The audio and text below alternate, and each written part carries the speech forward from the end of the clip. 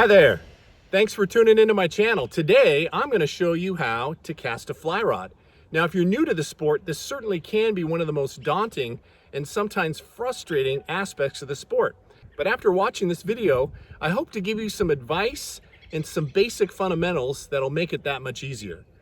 Why am I out in this big field? Because this really is the best place to practice, and it's where I started practicing some, well, decades ago.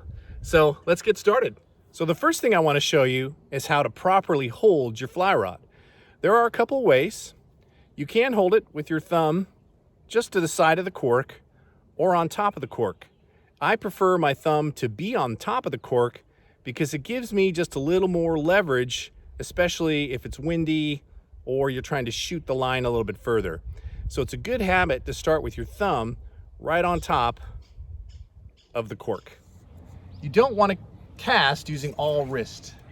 For one, you're going to get a really sore wrist and it doesn't really give you the right form. You also want to move your elbow, but only slightly.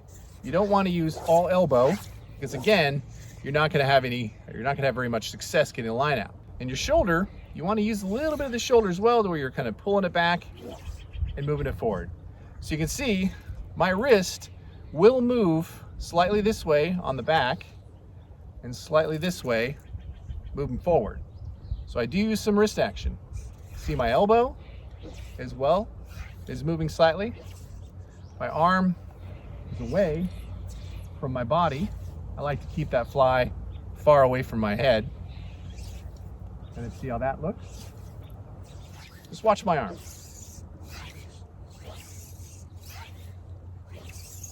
Just like that.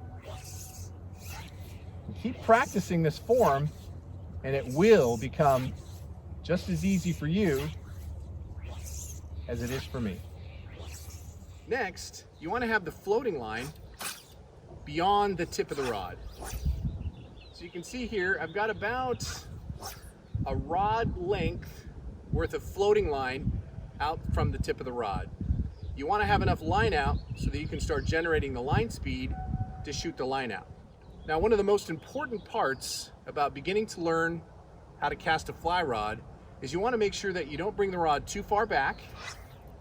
So no further back than 10 o'clock and no further forward than 2 o'clock.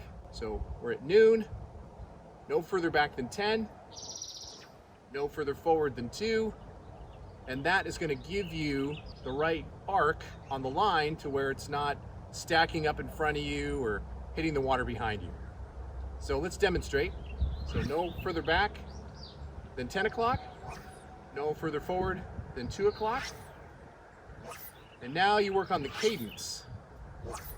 Slower is better. Just like the hand on a grandfather clock. See what I'm doing there? Now my left hand, I am holding on to the line and I'm holding it pretty tight because right now I want to generate some line speed. So just try this for a little while and practice that cadence. You can see I'm not going very far back and I'm not going very far forward when I'm in the process of casting. My left hand is holding on to the floating line. All right, now I want to start generating some line speed. So on my way back, once that line starts to head back, I'm going to loosen my grip and allow some of the line to flow through my left hand. I'm always keeping in control. Once I start coming forward, I'm going to hold on to that line until the line shoots straight forward, then I'm going to let a little more out. So I'm going to let a little out with my left hand on the back and a little out when I go forward. Let me show you. A little bit, letting a little line out. You can see more and more line is coming out. Starting to generate line speed. Nice and easy. Okay, now I'm going to let a little line out on the back cast. A little forward. Get more and more of the line out. And present the fly.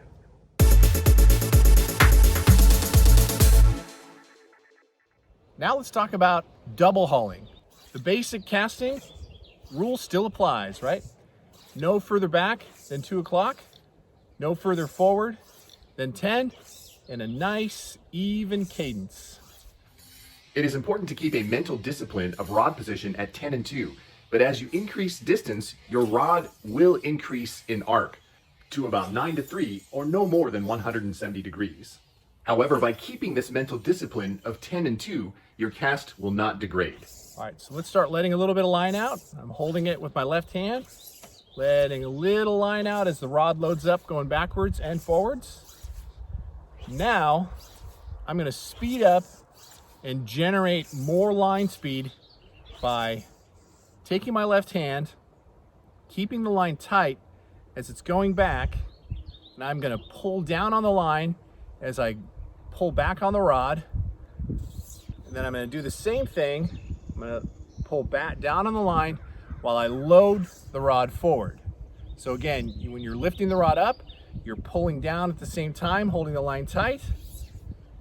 The line and the rod is back, and now I'm gonna do the same thing again, moving forward.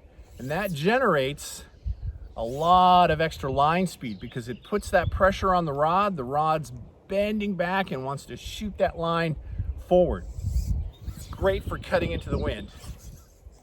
Watch my left hand.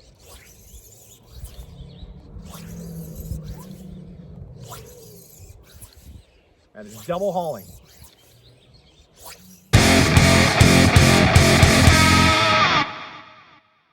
We are going to talk about how to add some distance to your fly cast. It's not only important to have the right form and technique, but it's also important that you can reach the fish that's rising 60, 70, 80, dare I say 100 feet in front of you. Okay, let's review the form again and all the techniques. First, form. No further back than 10, no further forward than 2.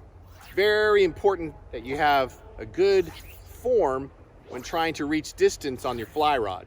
It is important to keep a mental discipline of rod position at 10 and 2, but as you increase distance, your rod will increase in arc to about 9 to 3 or no more than 170 degrees. However, by keeping this mental discipline of 10 and 2, your cast will not degrade.